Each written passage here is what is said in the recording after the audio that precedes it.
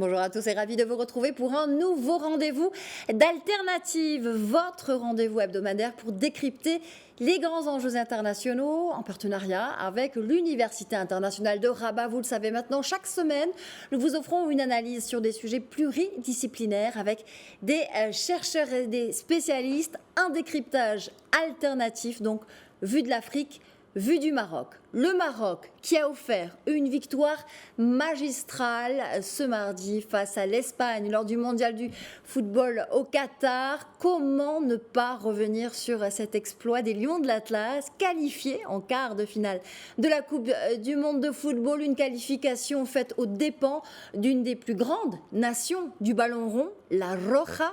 Nous allons revenir donc sur ce coup de maître de l'équipe marocaine, une victoire que le sélectionneur marocain a dédiée au Maroc, à l'Afrique, une victoire qui fait vibrer deux continents au moins et toutes les diasporas africaines et arabes à travers le monde. C'est désormais toute l'Afrique qui retient son souffle et qui se prend même à rêver avec cette équipe orchestrée par Walid Regragui. Comment cette sélection a-t-elle pu réaliser l'impossible et déjouer tous les pronostics? On en parle avec Freddy Koula, journaliste sportif à New World TV et consultant auprès de plusieurs médias. Bonjour à vous et merci d'avoir accepté notre invitation.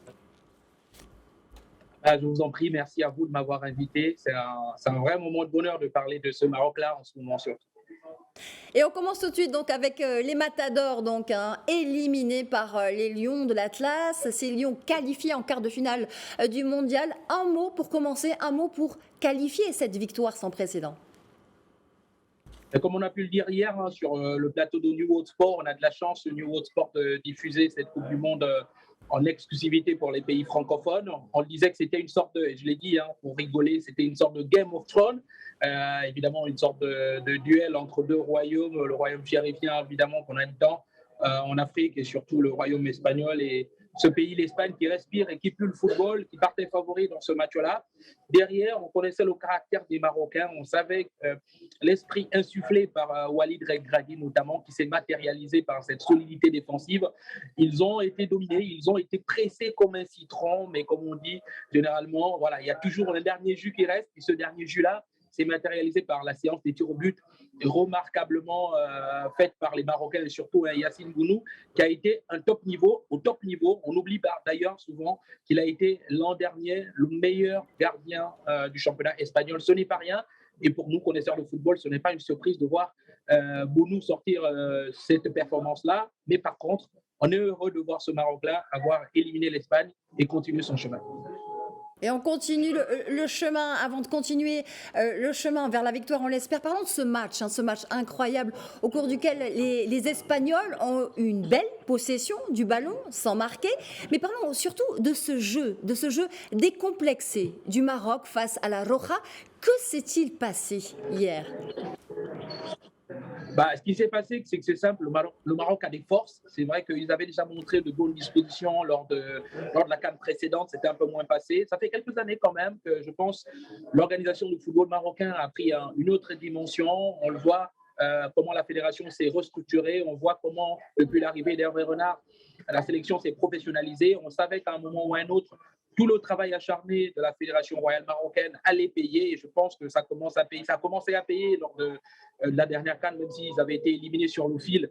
On avait vu qu'il y avait de la cohésion. Et ça s'est vu en début de mondial notamment. Avoir fait match nul lors du premier match, avoir réussi à battre la Belgique, avoir réussi ensuite à enchaîner une deuxième victoire contre le Canada, ce n'est pas rien. Et surtout, de n'avoir encaissé aucun but, ça augurait en tout cas d'un huitième de finale qui allait être forcément intense.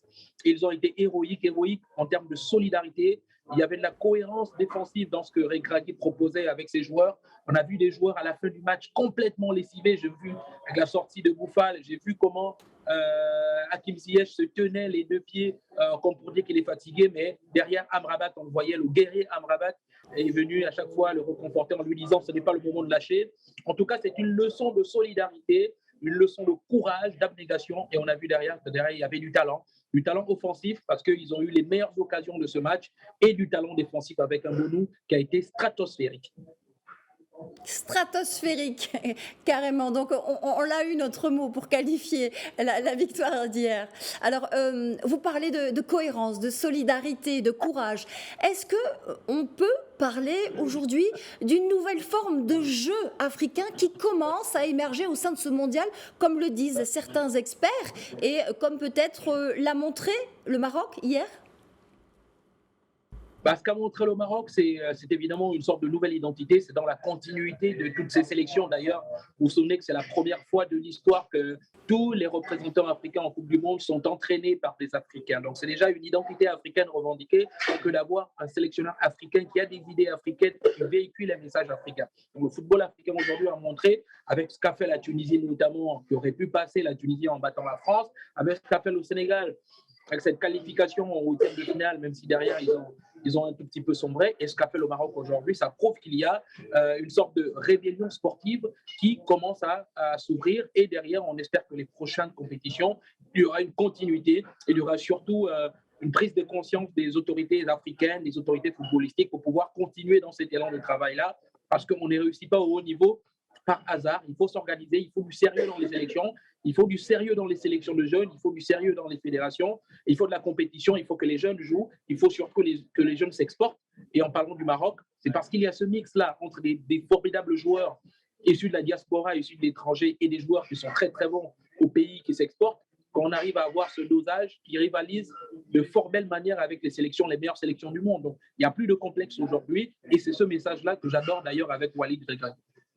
D'accord, c'est très intéressant ce que vous dites, hein, ce dosage entre les joueurs au pays et ceux de la diaspora, ce qui donne cette nouvelle forme de jeu, cette rébellion peut-être de jeu, comme vous appelez. Alors, on espère qu'on va pouvoir compter sur elle, hein, puisque alors, cette victoire, c'est celle du Maroc, c'est vrai, c'est celle aussi de l'Afrique, un continent qui vibre, donc désormais, hein, à chaque qualification marocaine. Pour le quart de finale, le Portugal part favori, si on peut dire, mais les Lions de l'Atlas ont un certain avantage, on va dire, probablement celui du mental. Qu'est-ce que vous en pensez?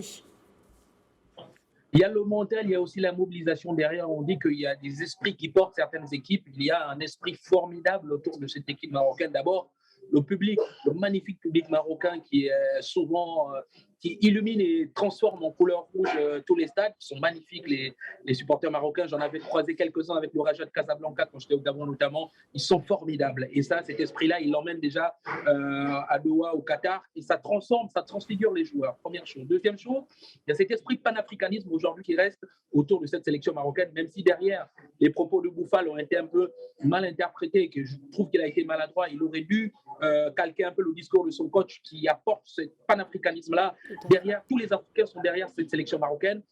C'est extraordinaire l'idée que derrière, on peut former un seul corps. C'est extraordinaire l'idée que l'esprit de tout le continent peut être derrière, se ranger derrière une sélection. Et ça peut porter, comme on dit, le football ne se joue pas que sur le terrain. Il y a aussi l'inconscient. Et cet inconscient-là, aujourd'hui, c'est le supplément d'âme apporté par tout l'amour que les Africains peuvent porter à cette sélection. Et on espère que ça va les aider parce que même si c'est vrai qu'il y aura l'absence de Aguerd, il y aura peut-être l'absence de Saïs, je crois que cette équipe-là peut faire montrer de belles choses contre le Portugal, même si le Portugal, c'est vrai, est une très très belle équipe. On croise les doigts et on y croit. De toute façon, pour l'instant, c'est du sans faute et on croit que ça va compter.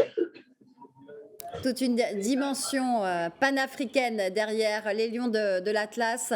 Vous venez de le dire, Freddy Koula, c'est important, cet inconscient, cet esprit de solidarité et de cœur, hein, qui caractérise cette équipe.